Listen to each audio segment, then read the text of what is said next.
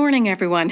Thank you very much for joining me today, and Minister Jones as well, today for a discussion on Bill 11, the Health Statutes Amendment Act 2025, number 2. So this proposed legislation would modernize physician rules, drug coverage, food safety, and health cards, while improving oversight and administration across Alberta's healthcare system. If passed, Bill 11 would amend several pieces of legislation to reflect Alberta's evolving healthcare needs, strengthen healthcare professionals' ability to deliver care, and improve accountability and efficiency across the system.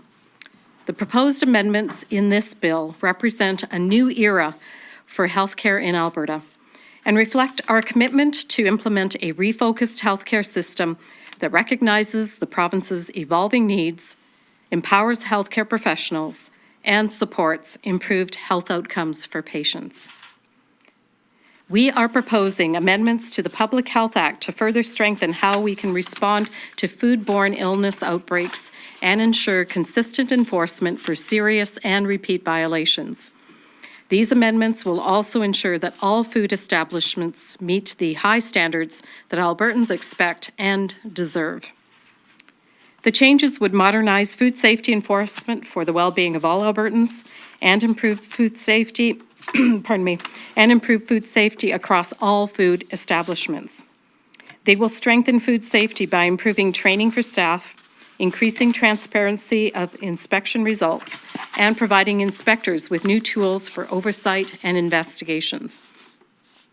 The amendments will also update the Food Regulation, Food Retail and Food Services Code, and Institutions Regulation, and create a new public health investigator regulation ensuring consistent standards, better reporting, and increased public confidence in Alberta's food safety system. Other amendments in Bill 11 involve drug coverage in Alberta. We are proposing amendments to the Alberta Healthcare Insurance Act to change the government's status to payer of last resort for government-sponsored drug benefits. So this means that private plans, for those who have them, would become the primary source of coverage, with government-sponsored plans covering the remaining portion. This approach ensures that taxpayer-funded programs serve as a safety net, providing drug coverage for the most vulnerable when no other coverage is available, and using taxpayer dollars more efficiently and responsibly. In addition, the proposed legislative amendments would protect older Albertans from losing employer-sponsored health benefits solely due to age. They would also ensure that employers cannot terminate or reduce health benefit coverage for employees 65 years of age and older who are actively employed. If passed, Bill 11 would create a new process for health card renewal, prevent card misuse, and allow cards to be seized or suspended if tampered with. The changes would also permit information sharing with other ministries for card production as well as card management. The amendments would also enable team-based care and responsible data sharing between providers and ministries while maintaining strong privacy protections. So these changes would support a connected health system where Albertans receive seamless, informed care. They also add new authority to enable health foundations to better connect with patients, supporting innovation and advancement of care in their communities in an appropriate manner in accordance with regulatory requirements. The proposed amendments will also deter healthcare providers and clinics from engaging in improper billing practices and making inappropriate claims. Bill 11 strengthens accountability and transparency while generating cost savings by introducing penalties for systemic noncompliance. The bill also contains proposed amendments to the Alberta Healthcare Insurance Act and the Provincial Health Agencies Act to support operational changes previously announced, such as modernizing hospital governance to reflect the refocused system and transitioning Alberta Health Services to a hospital-based acute care service provider. And finally, I want to discuss the dual practice model that would modernize rules outlining how physicians participate in Alberta's publicly funded system. It is the most significant of the proposed amendments as it reflects bold and innovative changes that will increase options for patients and physicians and shorten wait times. If passed, physician participation rules will change to give doctors the flexibility to work in both the public system and also in private settings. Dual practice will allow physicians to continue providing insured services through the provincial health insurance plan, while also delivering private services, giving them more flexibility and encouraging innovation. Alberta patients will continue to receive care through a strong public health system, but will also have the option to purchase services they are currently waiting for, such as hip, knee, or cataract surgeries. If passed, this dual practice model will include clear safeguards and be closely monitored to protect our public health care system. So dual practice physicians will be required to maintain fully separate records for public and private services, ensuring that no public funding is used to subsidize private care. Other safeguards could include requiring surgeons to other safeguards could include requiring surgeons in dual practice to perform a dedicated number or ratio of surgeries in the public system to qualify to practice in the private sector. And we could also limit certain specialties to public practice if shortages threaten access to essential care. Implementing these measures will involve ongoing engagement with physicians and the Alberta Medical Association and the College of Physicians and Surgeons. I want to be very clear about the immediate restrictions that will be in place from the outset. Family physicians will not be eligible for flexible participation at this time, and all emergency services, essential procedures, and surgeries such as cancer treatment as well as cancer treatment and surgery that are emergent, urgent, will remain fully covered by the public plan with no private options. I also want to be extremely clear that there will be no reductions in publicly funded procedures or services, and no Albertan will ever have to pay out of pocket to see their family doctor or receive the medical care they need. These proposed changes will attract more physicians to the province and encourage those who work in the public system in Alberta to stay right here at home. It is time to make bold changes, and Alberta's government is taking action to do just that. And with that, I will turn it over to Minister Jones to say a few words.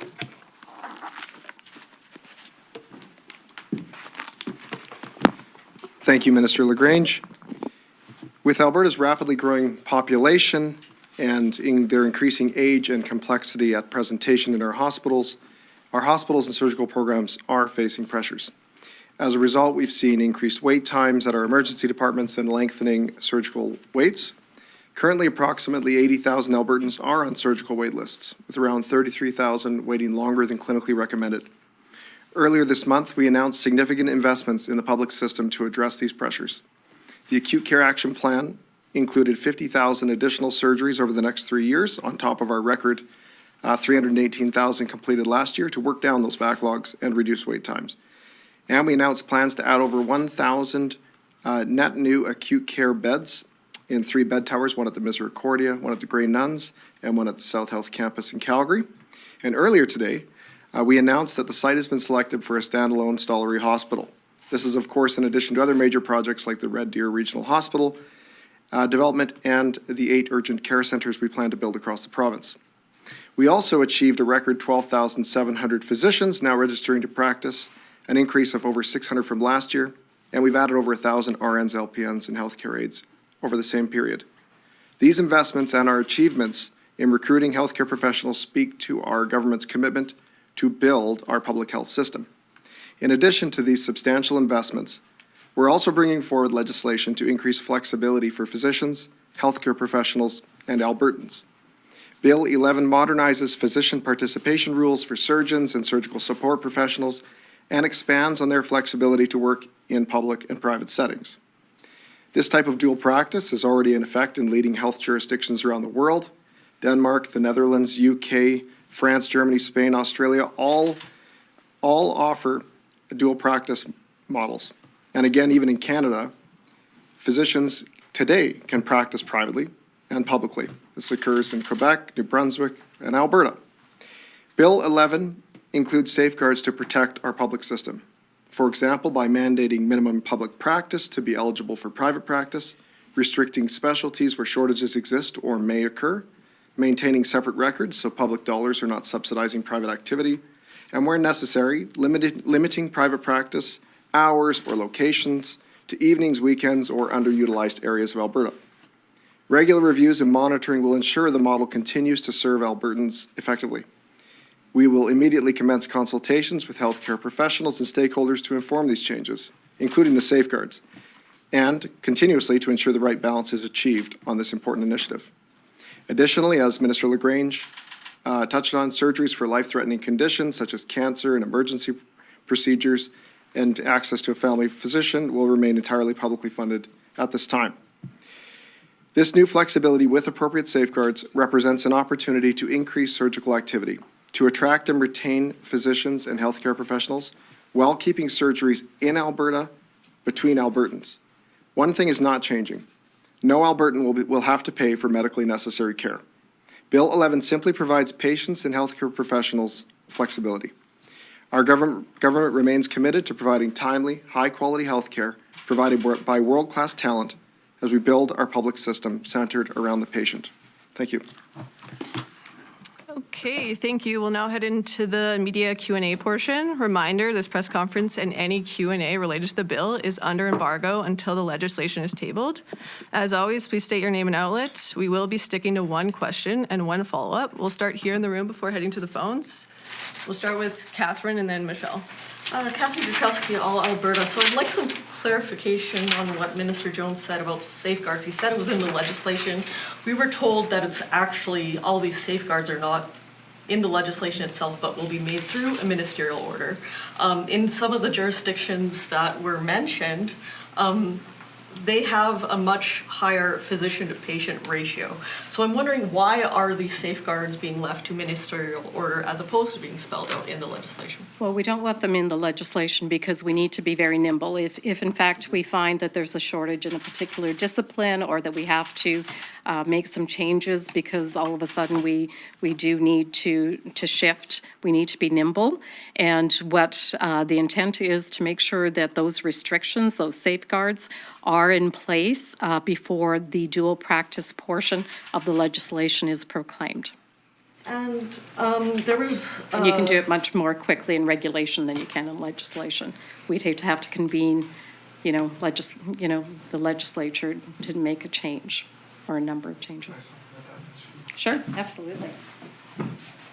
I would just add that the legislation is the enabling framework, and of course the regulation and ministerial orders will be the actual mechanism to enforce the safeguards, which, as Minister LaGrange highlighted, would change over time. We have different supply and demand profiles for different specialties and surgeons, and those will change over time depending on our ability to train, attract, and retain healthcare professionals. For example, the surgical backlog has over 100 different procedures, and those procedures all have many of those procedures have multiple surgeons. So we didn't want a legislated rigid approach across the board because there are different supply and demand profiles and workforce profiles in each area, and we want to be nimble and responsive. Thank you. And this bill also addresses concerns about overbilling, and I remember there was also this announcement that eventually we'd have the ability to circumvent physicians and people would be able to do their own requisition for diagnostic services. So I'm wondering if you're concerned about wasted resources over unnecessary billing or overbilling. Why is that other piece, allowing people to get tested for whatever they want, a good idea?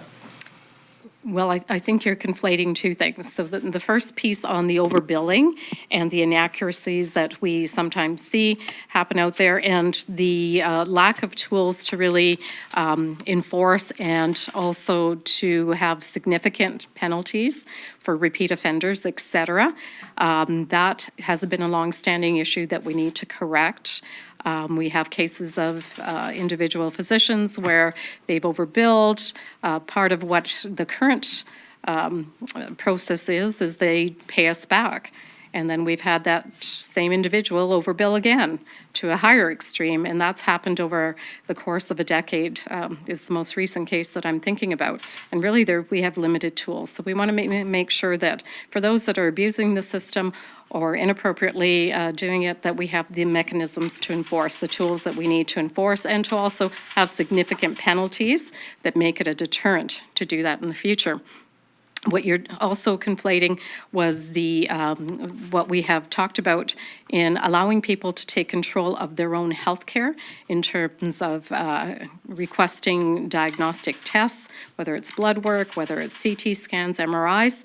We have not brought forward that legislation. We're doing the consultation work right now, and we want to make sure that we get that right as we bring it forward in the spring. Okay, thank you. Michelle, go ahead. Michelle Belfontaine, CBC. One thing in the legislation, or proposed legislation, that jumped out at me is about the Chief Medical Officer of Health. And it says that you're going to be changing the eligibility for someone to apply.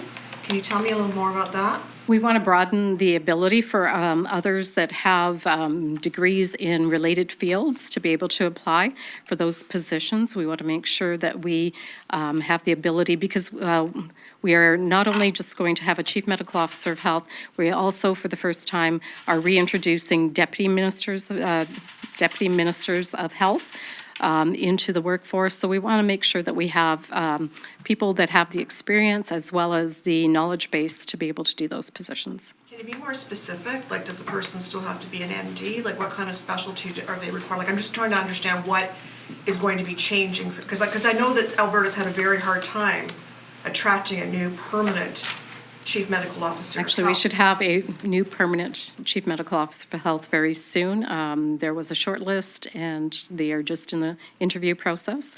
But really, it's to make sure that individuals who apply for this can come to it from an educational background in public health, as well as also on-the-ground practical public health experience. Are you changing the requirements in order to hire that person?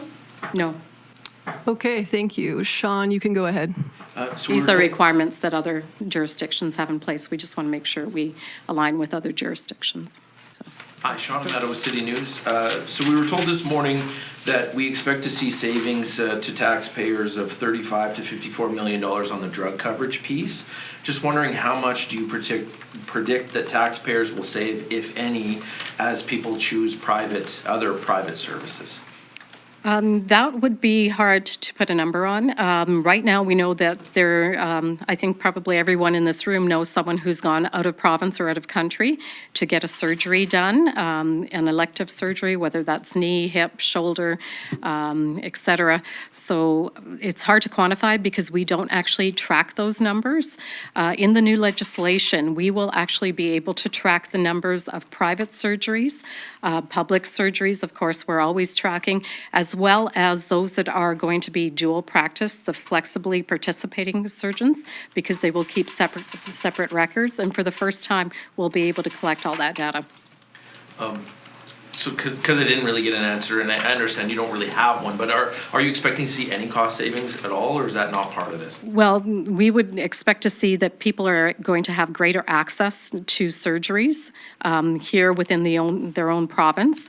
And so, in fact, what we hope to see, given the announcements that Minister Jones has already made about increasing surgeries by an additional 50%, or 50,000, I should say. Sorry, Minister Jones, 50,000, on top of the record number that we saw last year of 318,000, that we are still seeing that my goal, and I know Minister Jones' goal as well, is that we see all surgeries done within 100% of clinically approved times. And right now, we're upwards of 65%. Now, that was about 40% just a couple of years ago. We want to see 100% in clinically approved times. So I would say we're going to continue to prioritize getting surgeries done, adding those additional 50,000 surgeries, and then looking to see what the capacity is out there in the private market to do even more.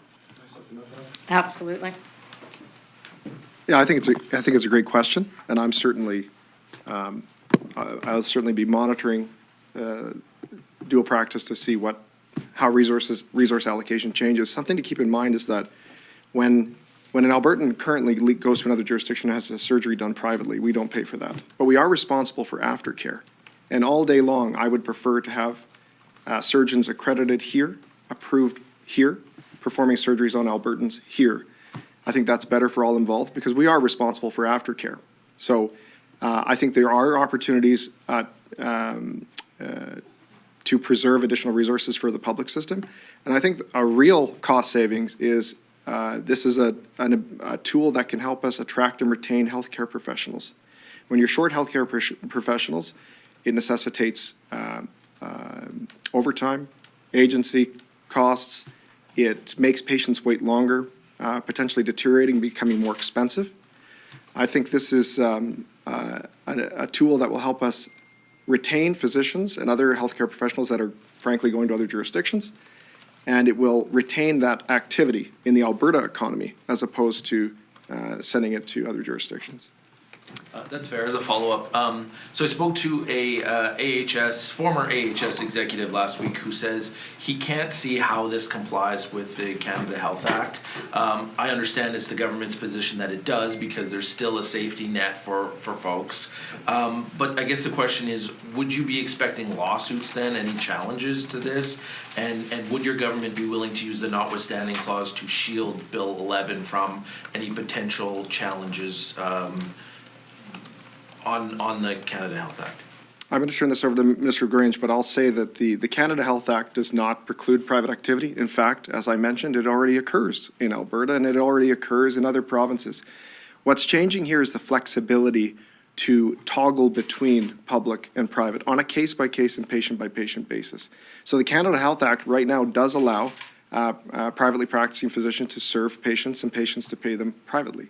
So that is not changing. That what's changing is the ease or flexibility or red tape around that, and that's why we endeavor to be compliant with the Canada Health Act as we roll this out. I'll turn it over to Minister LaGrange to supplement.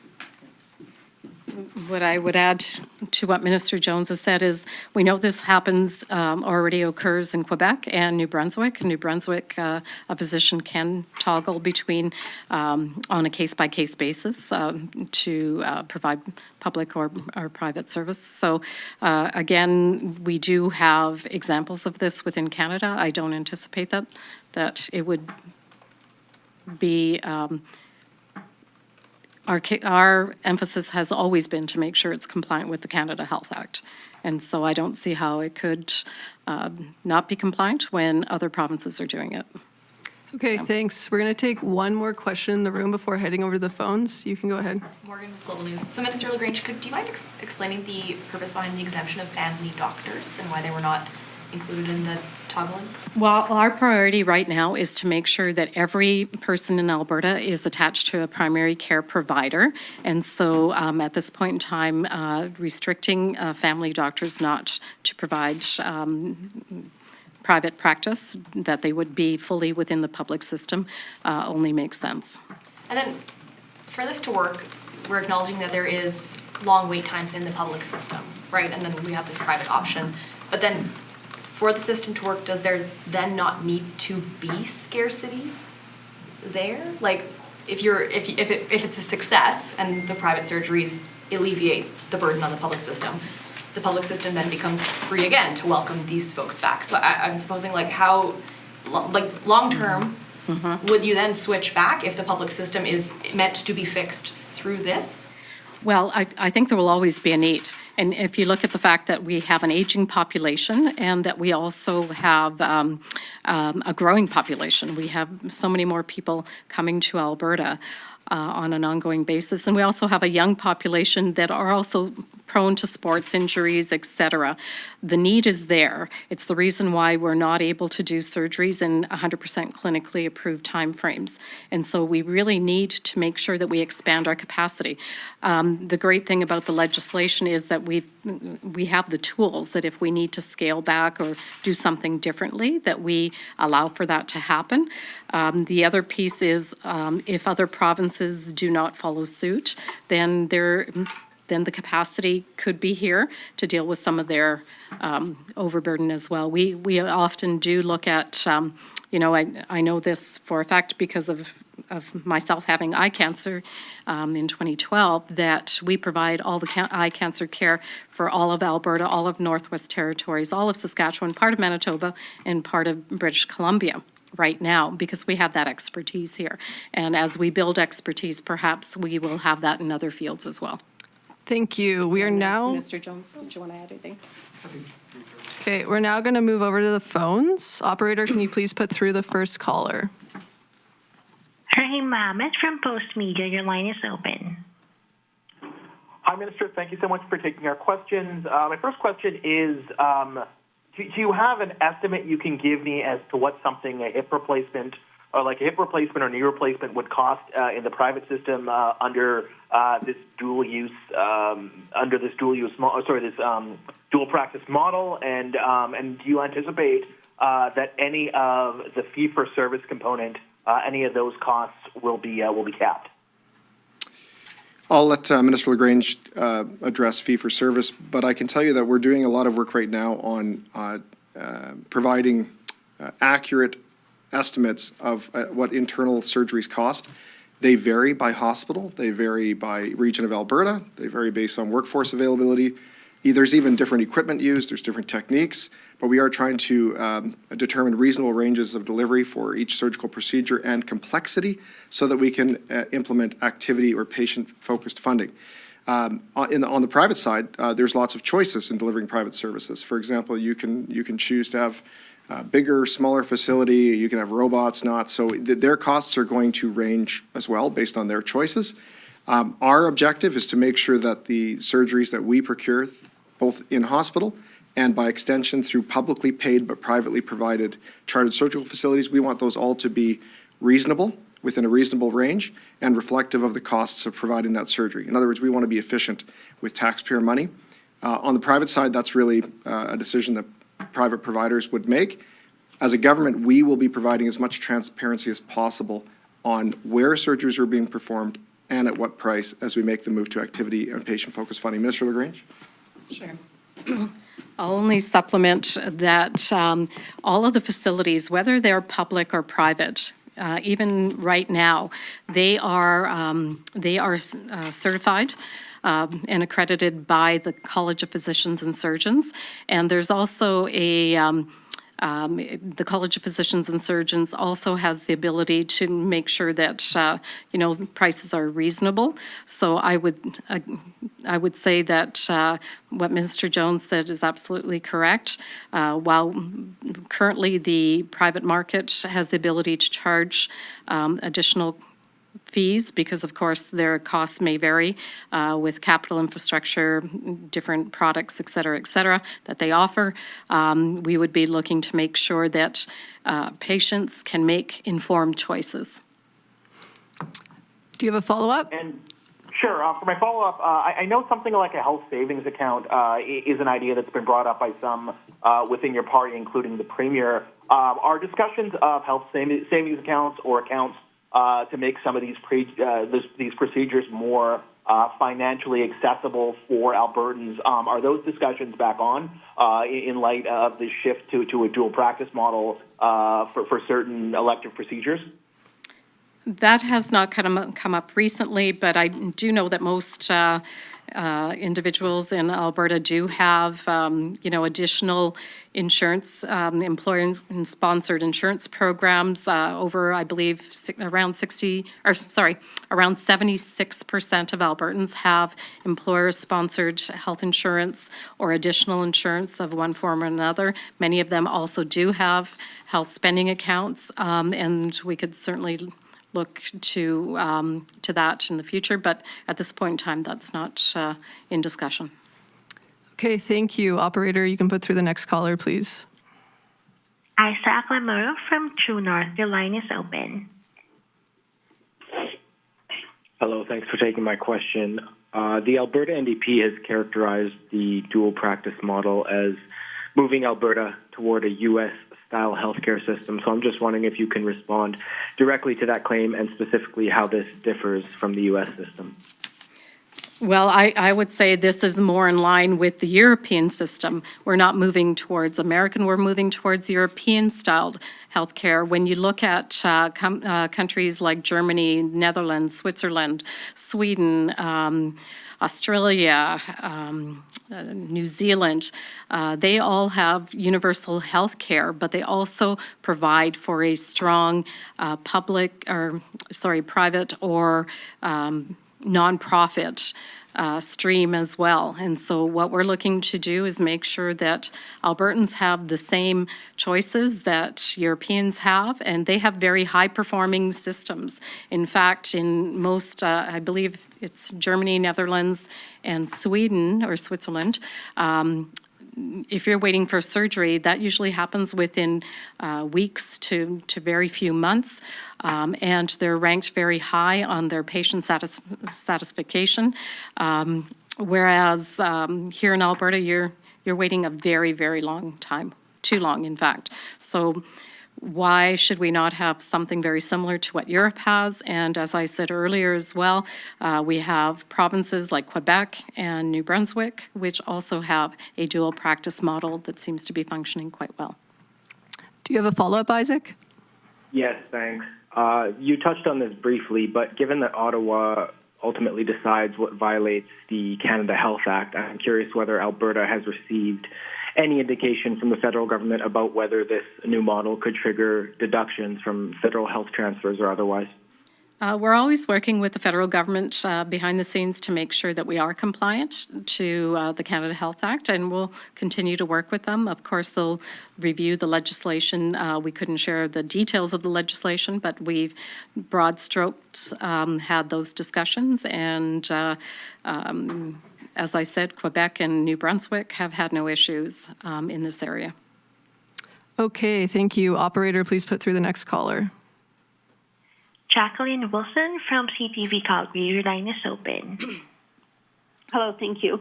My first question is, do you foresee in the future insurance companies adjusting their coverage for Albertans kind of in response to this change and them having to take the brunt force of it? For which change? For the insurance, for the payer of last resort. No, I don't foresee that, because really what it occurs right now is that oftentimes there's ambiguity as to who will be the first payer. This just sets it out in legislation that we will be the payer of last resort. That those who do have plans, that we should access those plans first and then be the second payer. Very similar to the dental programs that are out there. Most people have dental insurance, and you go into your dentist and you will the insurance that coverage covers the first bit, and then you would have to cover your own. But here the government would be the second payer, or the payer of last resort. And if you don't have coverage in those plans, then obviously government becomes the first payer. Jacqueline, do you have a follow-up? Yes, please. I was just wondering about, are you thinking of doing any renewal costs for the healthcare cards? I know that kind of idea is being floated for the renewals. Will there be a cost to it? Well, there's no cost to the digital card that currently exists, and when that won't be coming out till next year, the new card, dependent on how it is put forward, whether it's added to your driver's license, etc. I don't have that specific information at this point in time. There may be a cost, but that is still to be determined. Okay, thank you. Operator, please put through the next caller. Felix Gagné from Radio Canada. Your line is open.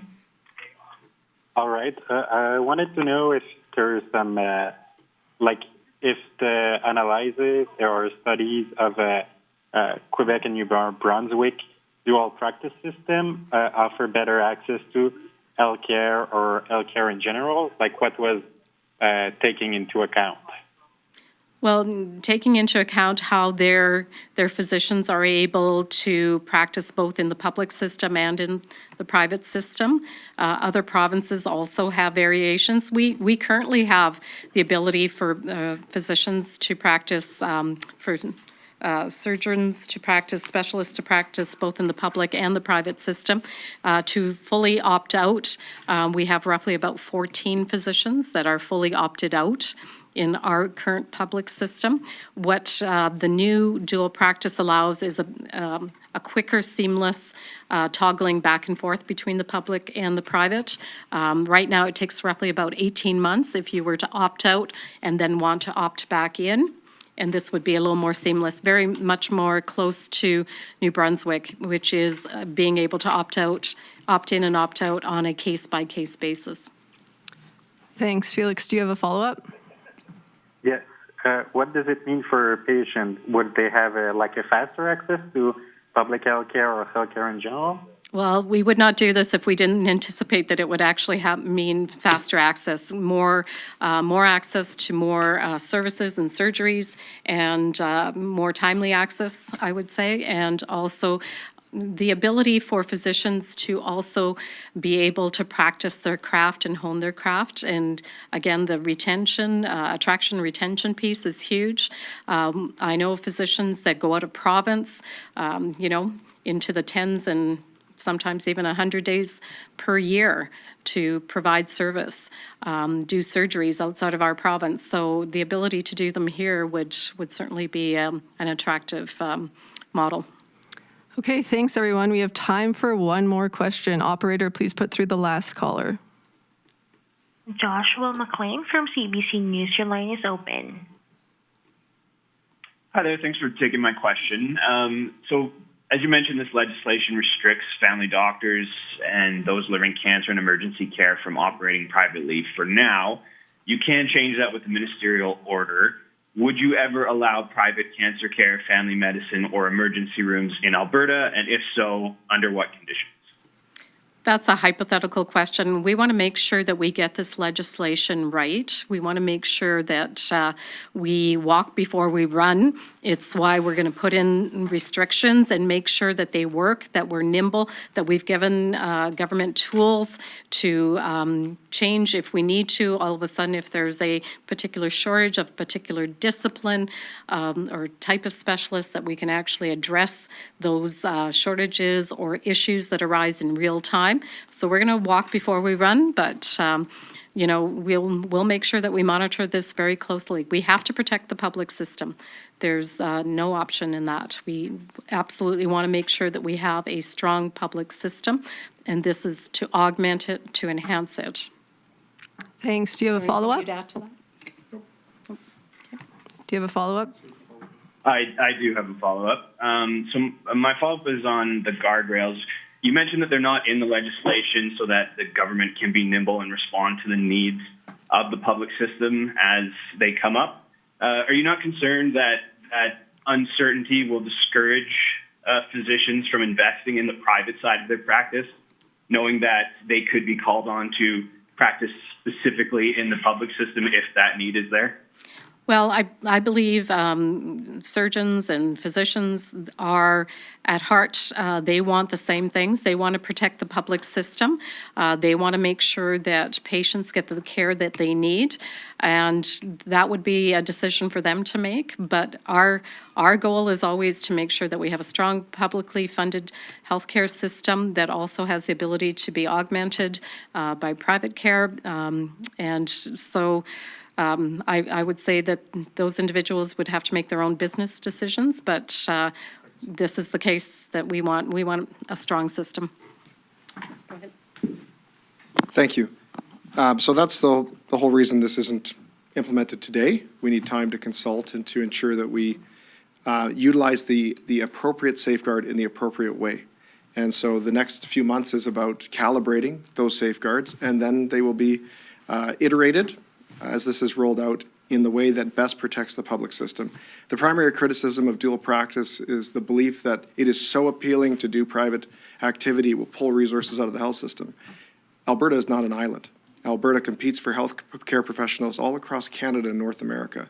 So I would more look at it as we have an ability to allow physicians to do some private activity while making them responsible to do the majority or some portion of the public system. That's a compelling recruitment, attraction, and retention tool for physicians and healthcare professionals. And I don't think Albertans should need to travel to other jurisdictions to receive a procedure by an Alberta healthcare professional. That does happen today. And I also think it's bizarre that we allow people to pay for smoking but not engage in preventative health via diagnostic imaging, preventative checks, or, again, if they're going to another jurisdiction, to get that surgery right here. At the same time, as you've seen over the past few weeks, we are more committed to public health care than ever. We're putting in record numbers of surgeries. We've just announced 4 landmark capital projects, including the Stollery, 3 bed towers in Edmonton and Calgary, and 50,000 additional surgeries publicly funded. So this is a flexibility that I intend to use to ensure that we continue to attract and retain the healthcare professionals that, frankly, we're losing to other jurisdictions. Okay, thanks, everyone. We're going to end it there for today. Okay.